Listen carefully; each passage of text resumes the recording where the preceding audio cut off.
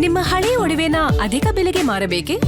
ಅಟಿಕಾಗೆ ಕಾಲ್ ಮಾಡಿ 8803000300. Attica gold company.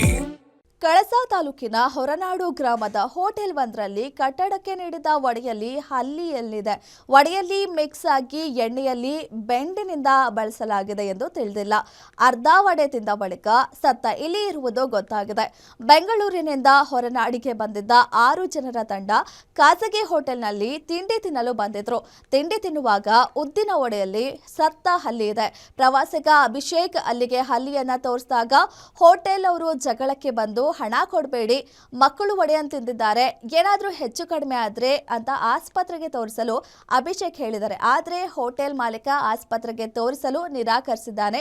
ಕೂಡಲೇ ಸರಿಪಡಿಸಿ 112ಗೆ ಕರೆ ಮಾಡಲಾಗಿದೆ. ಆಸ್ಪತ್ರೆಗೆ ಬಂದ ನಂತರ ಆಸ್ಪತ್ರೆಗೆ ದಾಖಲಿಸಿ ಆಮೇಲೆ ಮಾತಾಡೋಣ ಅಂತ ಮಕ್ಕಳು ಸೇರಿದಂತೆ 6 ಜನ ವಿದ್ಯಾರ್ಥಿಗಳನ್ನ ಕಳಸಾ ಖಾಸಗಿ ಆಸ್ಪತ್ರೆಯಲ್ಲಿ ಪರೀಕ್ಷೆ ನಡೆಸ್ತಾ ಇದ್ದಾರೆ. ಅದೃಷ್ಟವಶಾತ್ ಯಾರಿಗೂ ಯಾವುದೇ ರೀತಿಯ ಸಮಸ್ಯೆ ಕಂಡು ಬಂದಿಲ್ಲ. ಇನ್ನು ಈ ಸಂಬಂಧ ಕಳಸಾ ಪೊಲೀಸ್ ಠಾಣಾದಲ್ಲಿ ಪ್ರಕರಣ ದಾಖಲಾಗಿದೆ.